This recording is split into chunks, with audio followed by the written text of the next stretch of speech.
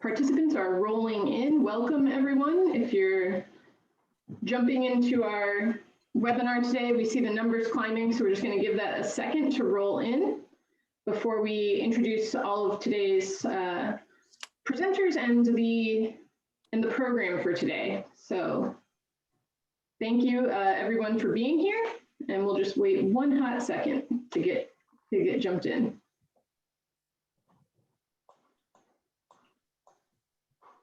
All right. Okay, so kicking off today, hello, my name is Kelly Hummerkhauser. I'm the Director of Government Relations here at the National Main Street Center, and we're here today in a follow-up program to talk more about the American Rescue Plan Act state and local funding and its applicability in our main streets.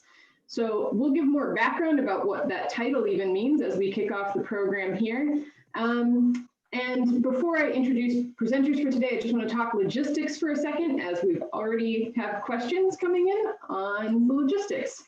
You are muted. This is a webinar format, but we will ask for your input in a couple of places with polls, and then always in the chat. We've all learned to use it so fluidly to share ideas. Actually, we love having those. We download it and read it. So we will record this program and make it available on the Main Street YouTube channel for easy access. And we also have an ongoing form for feedback as we plan recovery funding. We encourage you to use that. The form and a lot of other resources that we will talk about today are available at mainstreet.org/advocacy. So we'd like to keep that page as the home where you can just go to and find these resources. So please make sure that you're checking back there. So you will get this information, it will be available to you, and we're excited to begin. Today's program will consist of introductory remarks from Patrice Fry, who's the President and CEO of Main Street America. Hi, Patrice, and thank you for being here. Hi, Kelly. All right. We'll also have a little bit of an overview, stepping back with the American Rescue Plan, and just make sure that everybody's on the same page about what we're talking about. We will talk about the updated guidance from Treasury that came out last week and how that might affect the uses that we're thinking about on Main Street. And then we will talk about how you access those funds locally. We talked about it before, but we also want to just recontextualize, make sure you're going down the checklist and clicking off the boxes that you need.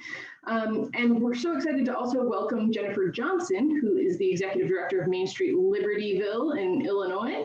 Hi, Jennifer, and thank you for being here. Just to talk about some of the ways that Libertyville, in partnership with their economic development entities, is thinking about deploying these funds in support of small businesses, which is the most specified use so far from you all about what your needs are. And then we will have, of course, time for Q&A at the end. As we start out here, though, just want to get a quick bit of feedback from you all about who you are. So please, for just 1 second here, if you could tell us what your role is in Main Street so that we can understand who we're talking to today.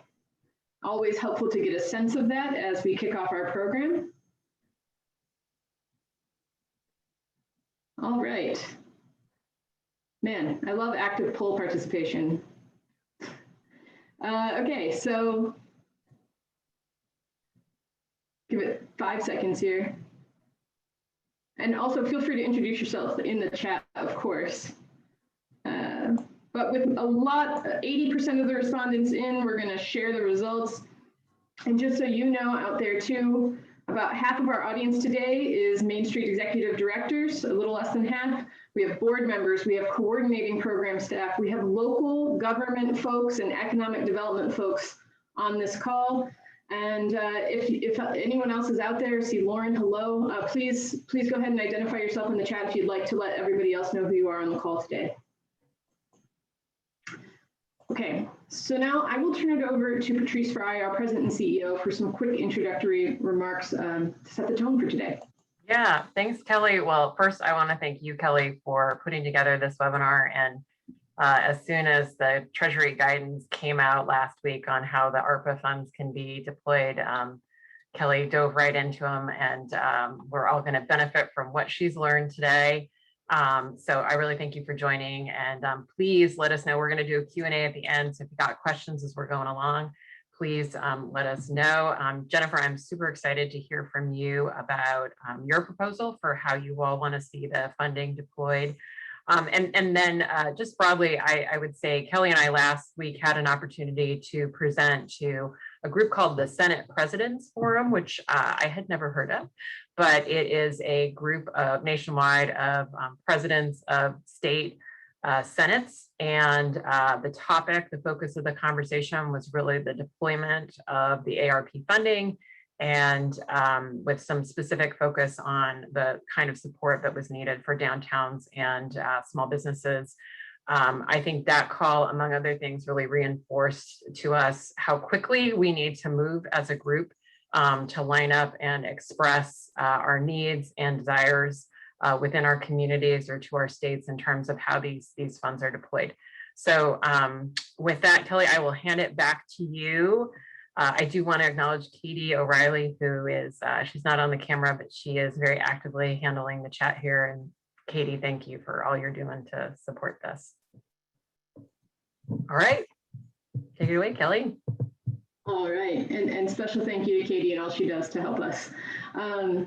Okay, so we're going to kick off today with a little bit of recap about the American Rescue Plan, and I probably referred to it two different ways in this program. So American Rescue Plan or American Rescue Plan Act, ARPA, ARP, we're talking about the same thing, so I apologize if any of that's confusing, but just so that we are aware, the American Rescue Plan Act was $1.9 trillion package to help the nation recover from the pandemic. It includes potential pots of funding for Main Street recovery, including SBA programs. It actually extended and offered more funding to the Paycheck Protection Program, but that's already been used up.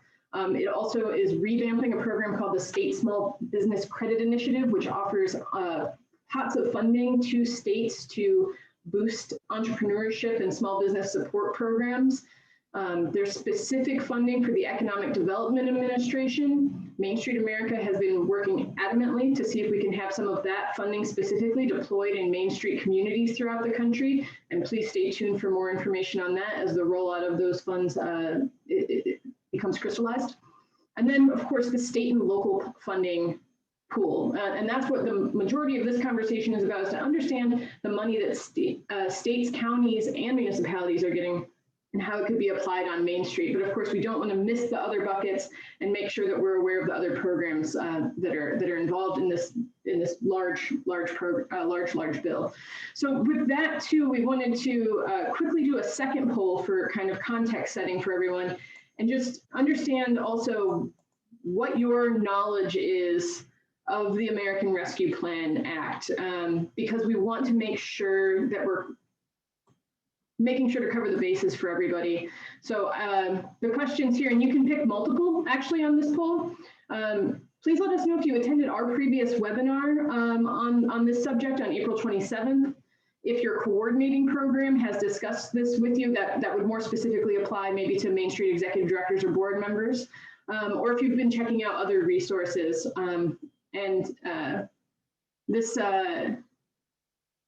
This also might be brand new to you. And for that, it looks like we're clocking in so far at about a third. So we're gonna make sure to cover our bases. Okay. So we'll end this poll and just share the results quickly. So a good chunk of you attended our previous webinar on this subject. So we'll cover a little bit of what we talked about at that time. Your Main Street program has discussed this with you, 28%. That's great. We're glad to hear that this is being talked about. And a lot of you have saw other resources, and for a few people this is new. So that's fantastic to know that we have kind of a little bit of a mixed audience. So we're going to make sure to give the broad scope too. One thing I wanted to touch on before we jump in is just the Restaurant Revitalization Fund. On our last program, this had just been launched, and as of 2 days after that, nearly 1 in 3 restaurants had applied for that funding, and the funds are now oversubscribed. I've heard $65 billion in funding has been requested from the $28 billion program. So I know that's important to a lot of you. We're going to keep our pulse on making sure to advocate for replenishment of this, and interested to hear from any of you also that have had any experiences with restaurants going through the process. But just wanted to make sure that we noted that is, it should be an ongoing opportunity, but the funds are oversubscribed. Now, we really want to dig in, of course, today to the American Rescue Plan state and local funding. This is, again, recap from our previous discussions, $350 billion in direct funding to states, counties, and municipalities. So as we discussed previously, this is going to all municipalities, which is the most incredible part of this, because that's a new way to distribute funds, is to go directly to these municipalities in this way, including municipalities under $50,000 that didn't get money during CARES Act distribution directly. Many folks were concerned, I think in previous conversations, is my city actually going to get this? It is required that the state passes through the funding to the municipality. So the answer is yes. And we knew at the time when we last talked about that this funding would be dispatched in 2 tranches to be used by 12/31/24. The guidance makes this a little bit different. It kind of extends it, and we'll talk about that. And then that this funding could be used for pass-through to nonprofits. And that was one of the most important things for us as Main Street programs, trying to make sure that we are also recovering from any losses to our programs, in addition to providing support for our downtowns more generally. So the specified uses of the funds from the legislation: COVID-19 health and economic impacts, revenue replacement for COVID costs, premium pay to essential workers, and infrastructure, and specifically called out water, sewer, and broadband. And of course, when we last spoke in our last webinar, and if you haven't been kind of inculcated in the new interim final rule guidance, it was kind of unclear, are there any other uses? How tight is that infrastructure thing, right? So the interim final rule was released from Treasury on May 7th, but May 10th. And the guidance confirms that there is broad latitude for the use of these relief funds. So there's a lot that you can do with them, and they're not really more restrictive than CARES Act fundings. CARES Act funds. So if it was a program that you experimented with during CARES Act, it should be the eligibility should be similar for this funding. There are some very clearly defined uses, particularly for economic impacts, and those are very important to Main Street. And in qualified census tracts, there are some additional uses that are specified. So we'll talk about what that means in a moment as well. Specified uses are not exhaustive. These are essentially, as our colleagues in the National League of City have stated it, these are safe harbor uses. If you see that it is a specified use, this is a very clearly eligible use. Where it's not clearly defined as eligible, you can use some criteria to determine eligibility locally, because every context is different and not any one list from Treasury could be exhaustive of uses.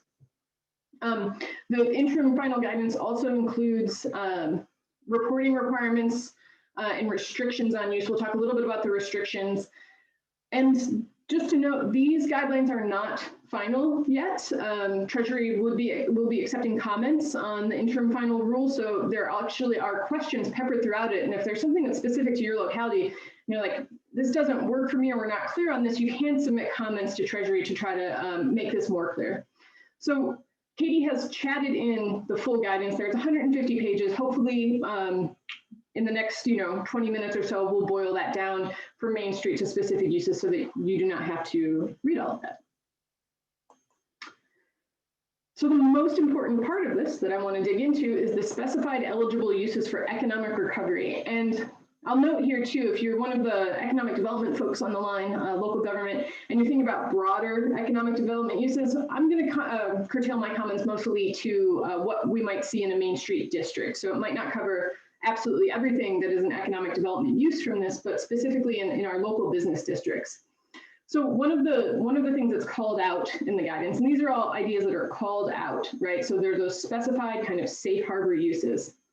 One of the things is expenses to improve efficiency of economic relief programs. And there's several kind of sub things mentioned here, including kind of data and evaluation, and also consumer outreach. So I think, one of the things that we've been talking about as Main Street is, of course, not only did we start these programs that provide grants and loans and other things. We need to get people to participate in them. So consumer outreach could be part of that, or making sure that we're making the case by actually evaluating what we've done. There's also direct assistance, of course, to small businesses and nonprofits. And this is twofold for Main Street, as mentioned. One is the ability for Main Streets to request funding from city governments, as many are nonprofits. 66% of our Main Street programs are 501c3 nonprofits. About 10% are 501c6. There doesn't appear to be any curtailing that 501c6s wouldn't be eligible here, but that you would be able to then mitigate financial hardship through a grant from the city. That's one possible use, but then also to grant to small businesses, give loans to small businesses, help small businesses with COVID-19 mitigation or prevention. All of those are specified uses. So is technical assistance, counseling, or other services to assist businesses. And particularly for the 25% of Main Street programs that are government entities out there, rehiring of government staff is a use. So if your Main Street program is a government entity and you lost any staff time due to the pandemic, had any cutbacks there, rehiring of government staff to pre-pandemic levels is allowed. I also want to specifically note that there was a section on aid to impacted industries. And what was initially called out as aid to impacted industries included travel, tourism, and hospitality. In the interim final rule, business districts are also specifically called out as an eligible use. Now, there's a burden there to make sure that the impact is on the same level as the impact of the hospitality and tourism industry. So they actually tell you the percentage kind of overall impact, negative impact of the hospitality industry being something like 24%. And want to make sure that if you're using this for business district uses, that you're somewhere in the realm of having negative impacts in your district. So if you can't say that there's been a negative impact to the district, then it would be difficult to specify that this is an applicable use. But broadly, there's lots of flexibility here in determining what that is and how that impact is calculated. We also want to note there's specific eligible uses in qualified census tracts. So about 20% of Main Street programs intersect with a qualified census tract. But qualified census tract is kind of a predetermined area where there's extra need. And in those economically disadvantaged districts, those census tracts, you can, in fact, there are more specified uses. And one of them that I think is really particularly interesting to Main Street is affordable housing. So affordable housing development to increase supply of affordable and high quality living units. Many of us are always seeking to provide more housing in our downtown districts as a key to also the economic impact of upper story housing and how that can spur local economic activity.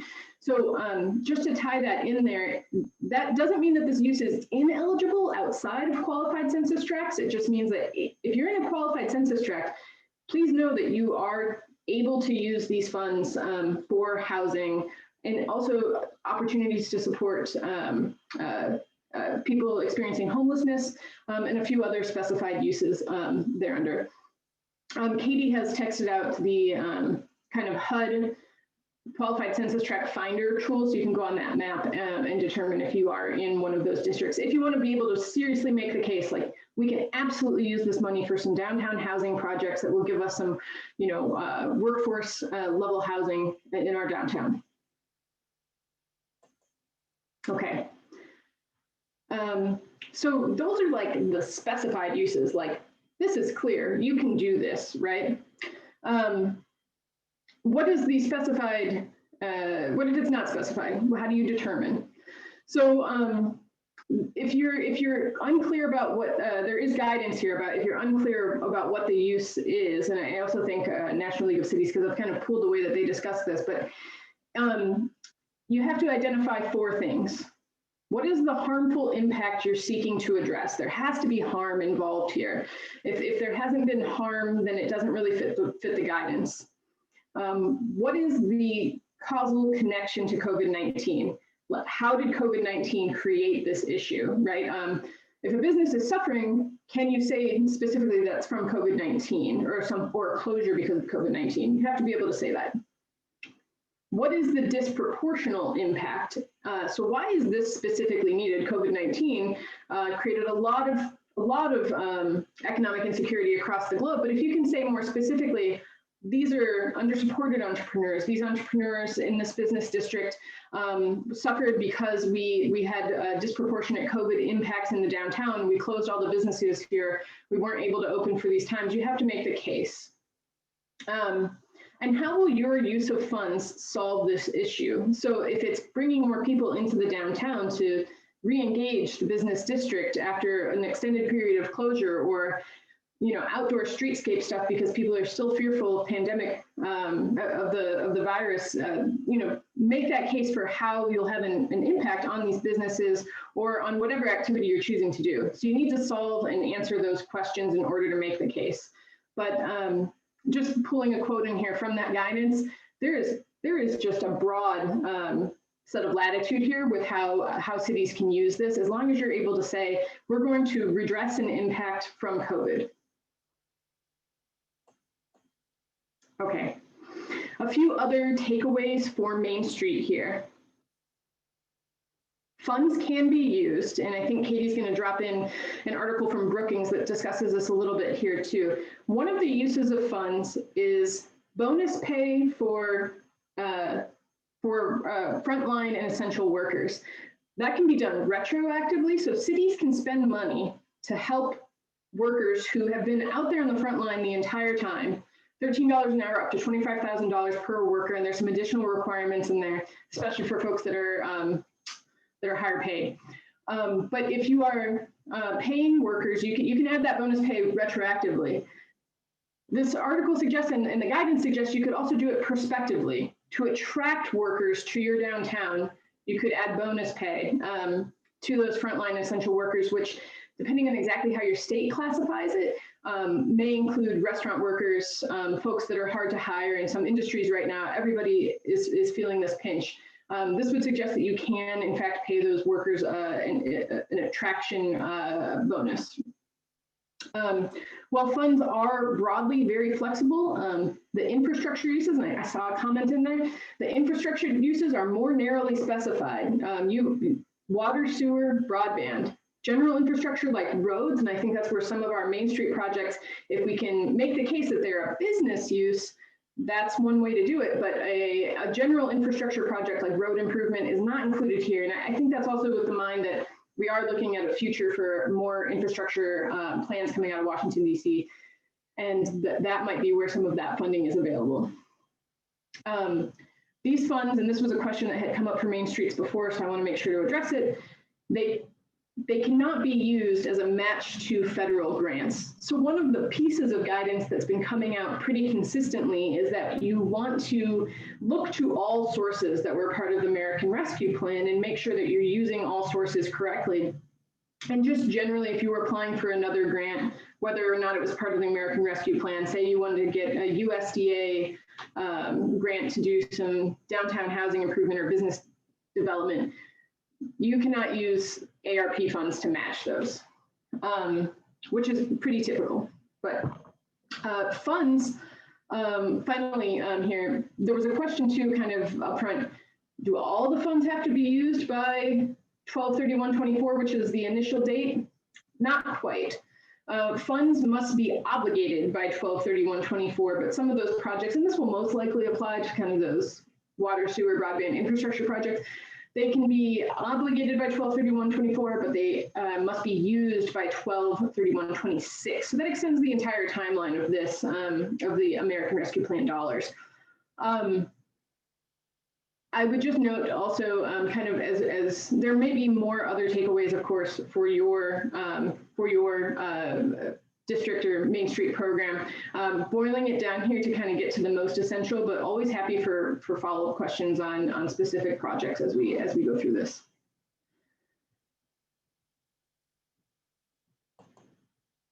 Okay, so accessing ARP, a Main Street checklist. So what we had talked about before was the need to kind of go through a process for our Main Street programs. really identify what the uses could be and how we can get to the table to participate and advocate for specific uses for our downtowns. So I just want to go through that again a little bit and just make sure that we, if you're a Main Street organization and you are seeking to support downtown, your businesses and your district through this funding, what are some steps to make sure that we're getting there?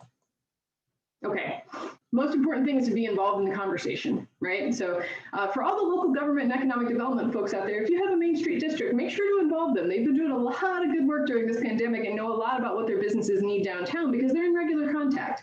So if you're seeking to support how you are recovering as a city, look to the Main Street director in your community, the business district leader, and say, hey, how can we include you? Because that's important. And if you're the Main Street leader, these are the steps that we think you need to take in order to get to that table. Talk to your board members, make sure they understand what's happening with the ARP funding. You can see you view this presentation. There was a previous presentation I mentioned that's available on YouTube that kind of goes through this, and there's lots of other resources out there. Leverage your connections on your board or with other partners across the city and ask to be involved in the recovery planning conversation. It is happening somewhere, even if it's not public, and it might be more public now. Secondly, we want to make the case for capacity. So we previewed this last time, but of course we want you to calculate your impact to make sure that everyone in your community, for this and other uses, knows what you did during the pandemic. We have the pandemic recovery worksheet online to help you. That's really to think through how to calculate the number of businesses you've helped, the amount that you've helped, where have you gotten square footage activated in your community to help. Gather testimonials from the businesses, hone your talking points. We have a talking point worksheet for you to help you make sure that you're making the case for your Main Street program, and put it all together to make that ask. And I think very specifically here, we've seen with the rescue funding that absolutely, if you can say, this was the impact to our organization, we did this, but we only were funded this, and think about the number of hours that we all know you worked overtime and didn't really get compensated for. Think about that and make sure that you're including your full impact and what the impact on your organization was, so that you can ask for the funding that you need in order to carry your operations forward and keep recovery going. Finally, we're thinking about the vision for the district and projects and programs that would fit these ideas that we just discussed. So you need to define that vision or what kind of projects you're thinking about in the district for recovery, and make the case for its eligibility under this guidance. So it either fits into one of those uses that we've talked about, and there are a few more specified uses in the guidance. I don't mean to be limiting, but again, trying to give you the most direct and immediate to Main Street. Or you're using the criteria that I specified earlier that were on slide 12 to say, this meets these needs in our community. It's a COVID impact, and we're going to recover from it in this manner. And of course, be ready with examples. And as Main Street programs, we're always looking to others for examples and think through how we can all do this best. I think one of the key ways that we always can do that is by sharing. So I just would encourage you constantly to be letting us know what you're hearing in your community. We do have a form on the mainstreet.org advocacy site where you can enter in what you're working on. And then, of course, in the chat here or other places, always welcome. But that brings us to the point in the presentation where we want to hear about one of these Main Street examples. And so I would like to invite, I'll stop talking for a moment, and would like to invite Jennifer Johnson of Main Street Libertyville in Libertyville, Illinois, who's the executive director there, to talk to us a little bit about what she is working on. Okay, well, first of all, thank you. It's really exciting to be here. And so this is very much a project in progress right now. We don't have a fully developed program, but the good news is we have a seat at the table and we have the opportunity to access the decision makers in this process. So if any of you are wondering how to get a seat at the table, the best thing to do is ask. Main Street organizations directly serve communities and help foster economic development nationwide. So you are an important part of that process and you deserve a seat at the table. So if you don't have that, you need to find out who is making the decisions in your community and how to access those meetings. Most likely it will be a public meeting and you'll be able to sit in and hear what the commissioners are talking about. So in Libertyville, we have a community development department, and the charge of that department is assisting new businesses and recruit businesses in the community. So this department handles building, planning, and economic development. So you need to just find out. I mean, every community is going to look a little bit different. Is it just your board that's making this decision? Is it, parceled out to a department? Is it parceled out to a commission? So we have a commission that actually makes those decisions, and that is the Economic Development Commission, which meets monthly. It's a public meeting. They produce an agenda, and there's no reason why you can't use it as a starting point to get a seat at the table. So I think the first thing you want to do is find out what your community's American Rescue Plan allocation is. And then you need to determine who is making the decisions on how that money will be spent. And the question that a Main Street director should be asking is anything being allocated to business-related revitalization? I really think that's the key. It's a very simple, straightforward question. And then the next thing to consider is to take a look around you. What are other communities in your area doing? Have those communities already tackled some issues with programs? And make a list and find out, really assess the landscape for what you're doing. The big thing I think the biggest case we can make as a Main Street executive director is that a lot of small businesses did not get grants. And for one reason or another, they were not able to access the money through the programs for many, many different reasons. So there are a lot of gaps that need to be filled. So that's really important.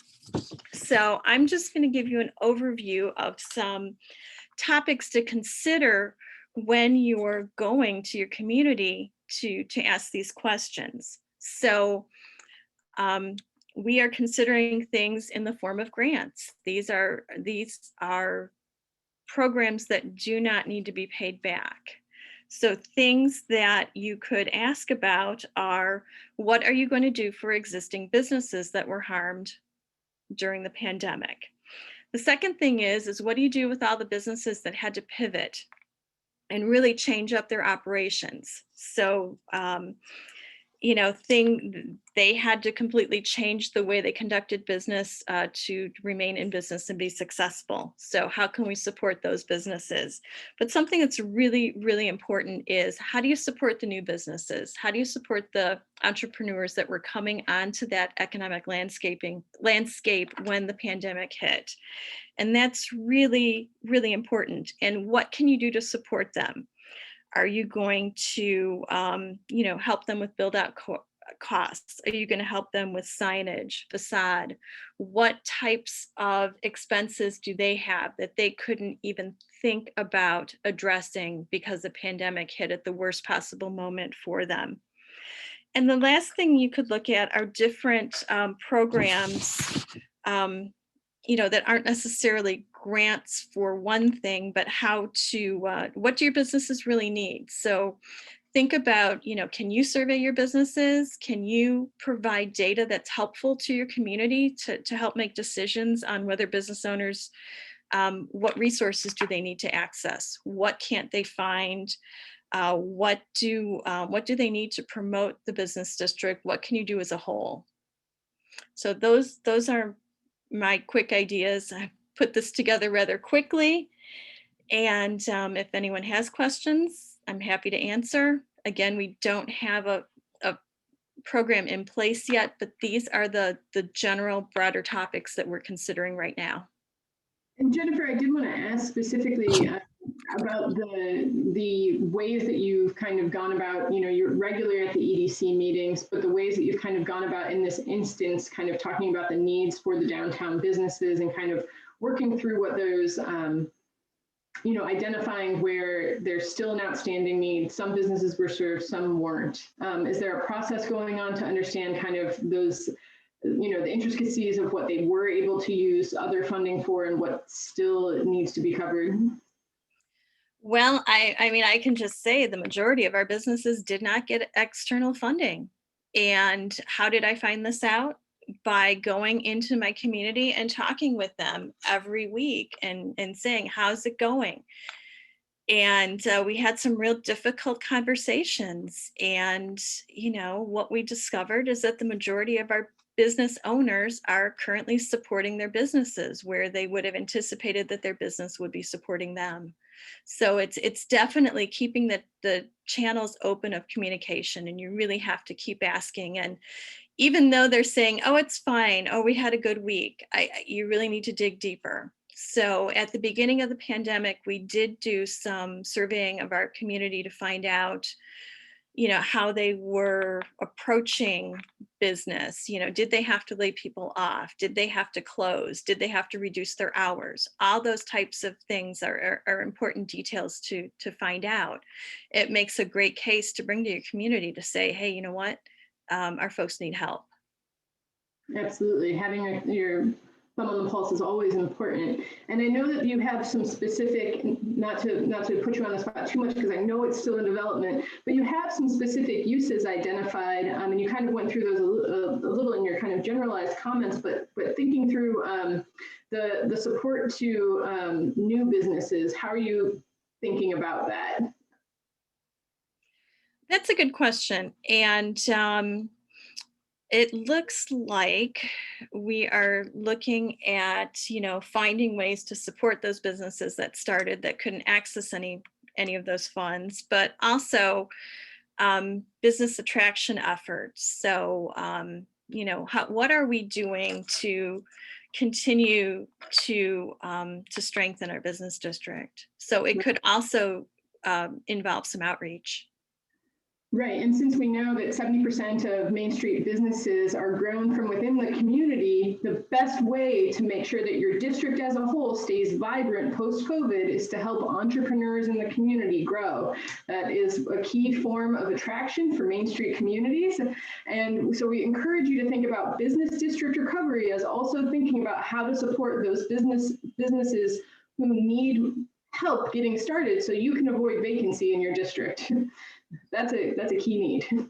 And I think it's also important to keep a record of the people that stop in the office and start asking the questions about, so what's available? So what do we have to do this? Those are the people you're going to want to reach out to and say, well, where are you in your business plan? Do you have the resources you need? Are you ready to take that next step? And that's really helpful for economic development as well. And that's a great way where Main Streets and that relationship can foster very positively. Sorry. Absolutely, and I think another thing with that is that record keeping that we all need to keep a little bit more cogently is not just beyond, we've talked about before, beyond our revitalization statistics.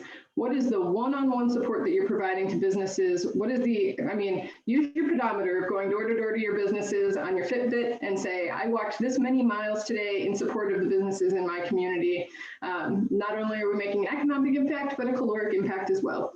So, Jennifer, thank you so much for being here. I want to invite back Patrice now and just make sure that we're attacking any questions that have come in the Q&A, whether for or broadly. Yeah. Hey, and Jennifer, thank you. That was great. I mean, so on point in terms of making sure you're getting in front of the decision makers in your communities and being really forceful and asking questions about what are you doing to support small businesses that were impacted and how are you supporting emerging entrepreneurs. So we have gotten quite a few questions. First question was, is this program in the form of a loan or a grant? So Kelly, you want to tackle that one? Sure. So this is a very, and apologies for glazing that over, but if you are a municipality, any municipality in this country, county or state, you are getting a grant from the federal government. There are some requirements that if you're a city, you could look to the National League of Cities for. You have to fill out a little bit of paperwork, and this is money coming directly to all of those entities. And there are, of course, strings attached, the strings that we've been talking about, but this is not money that needs to be paid back unless, of course, you do something ineligible with the funds in which there would be recoupment. Great. And then next question was about infrastructure. And I think we're still trying to figure out what the uses are there, and Kelly, right? But can these funds be used for stormwater mitigation plans? There's a longstanding stormwater project that's been put on hold because of lack of funding. That seems like it would be an eligible use. I have to say, for this presentation, I didn't go into all of the water uses as specifically, but the interim guidance is pretty clearly outlined. I would believe that would be an eligible use for these funds. Yeah, okay. Staying on this same theme, and it's a longish question, but it's basically how would the infrastructure, the water and sewer projects make the connection to COVID? Like, how is that related to COVID relief? So I think for a lot of communities, I think broadly in the legislation, there were these three buckets included: water, sewer, broadband, and there's discussion about why these were the infrastructure buckets that were included. But for a lot of communities, it's just about getting the local workforce going again, putting money into the local economy with infrastructure to get people hired on these projects and making sure to get the ball moving, and also helping communities become places that people want to visit again. So not that ever stopped, really. The desire is always there. But those infrastructure projects are just the ones that were specified in the legislation. For a project like that, water, sewer, broadband, you don't have to make the connection necessarily to COVID. I think the broadband connection is obviously very clear with everyone being remote, schools being online, and us finding out about where broadband is lacking across the country. But otherwise, it's not that those need to be using that justification criteria to make sure that they're related to COVID. Great, thank you. Question about a pedestrian friendly lighted walkway, whether we think that would be an eligible use. And then we're gonna move away from infrastructure here. That's interesting. I think that there is a fine line, and I think some of this will be determined at the community level and what they feel comfortable with. So if you can make the case for how that pedestrian lighted walkway would be a boon to the business district because there was a direct impact to the business district and you need to support business district recovery with these funds, I think you can make that case. But I think we're all in an experience now, especially with the federal government conversations on what is infrastructure broadly. The uses that are specified are very distinct here: water, sewer, broadband. So we do have to, outside of that, make the case very specifically for Main Street infrastructure use. Great. Okay.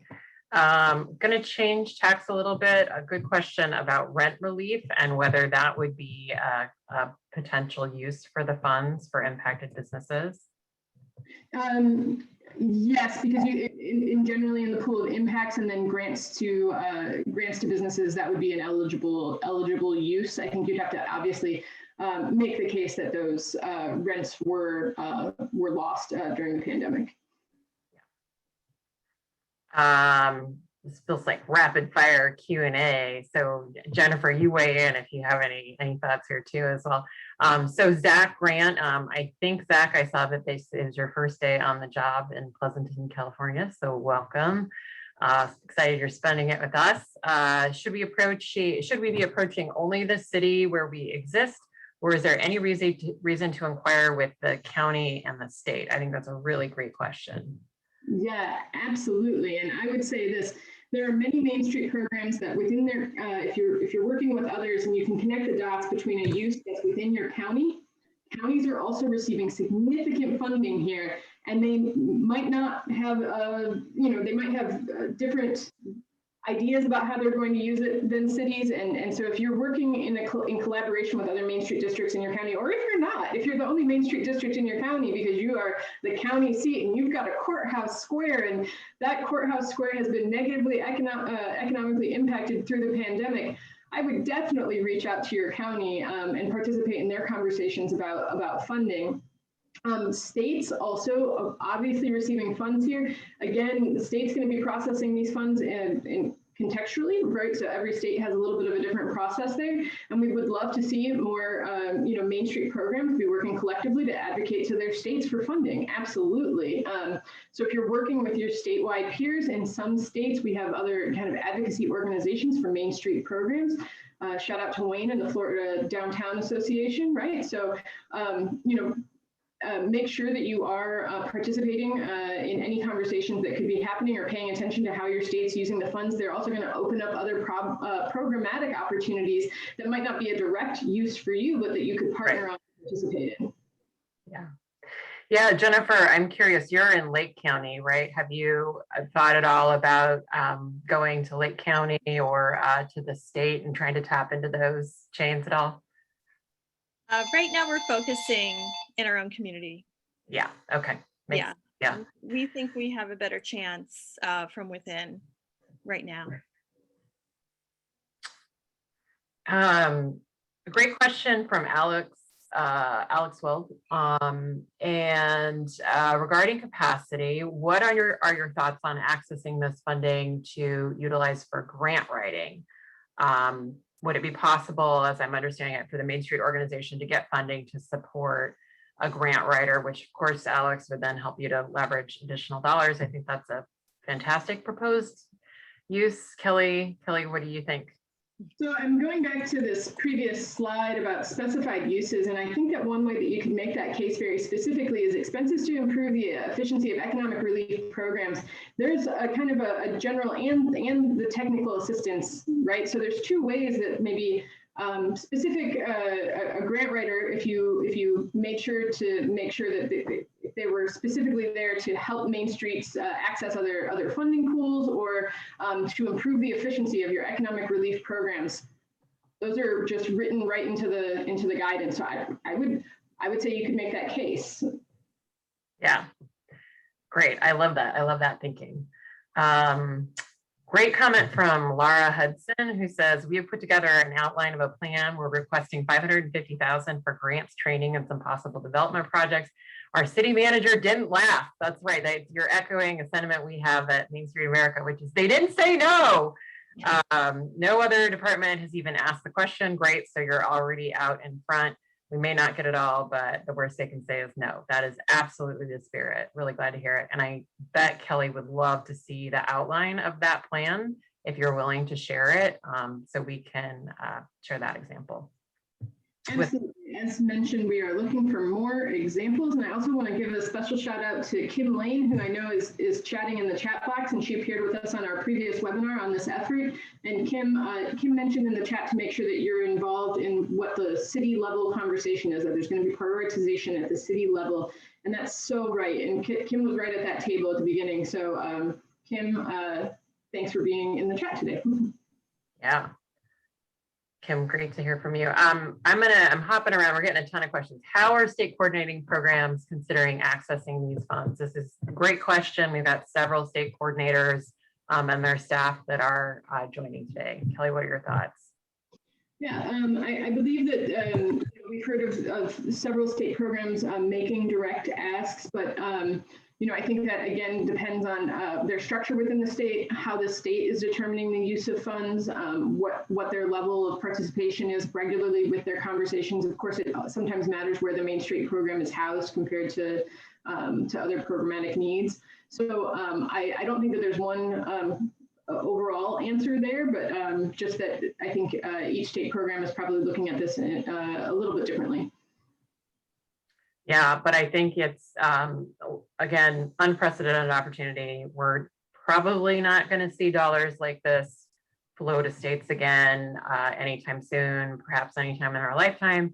And so I think, being as creative and as open as you can to ideas about how to access that funding at the state level is incredibly important.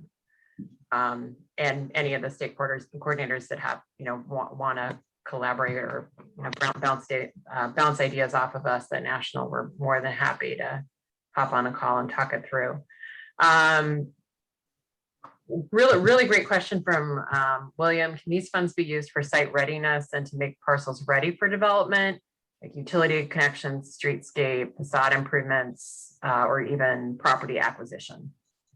My gut check is probably not, because the infrastructure, I think a lot of that would be considered infrastructure by the Treasury, and that the infrastructure uses of water, sewer, broadband are pretty clearly called out. I think, again, where we can make the case that would be, I think that there's some lack of clarity there. We're going to be able to make the case for downtown businesses that, of course, a lighting or streetscape improvement might bring business back to downtown and make the business district get better. That is one use, but for kind of for site development, I'm not so clear and wouldn't want to say with authority there, and I'm not sure that anybody is clear and could say with authority at this moment. But it could be one of those moments that's good feedback for Treasury. Yeah, good thoughts. We have landlords that are unlikely to forgive unpaid rents. Could they be made whole? We have landlords that are likely to forgive unpaid rents. Could they be made whole with these funds? I would read that as eligible, given that landlords are local businesses that have been negatively impacted. So they might not be wholly local, right? That's not necessarily specified in the language either. Landlords are businesses and they've had a negative economic impact. So yes, to that extent. And I believe that's covered also in the specified eligible uses. How about money to the local chamber to recoup lost revenue for festivals and events? Seems pretty straightforward.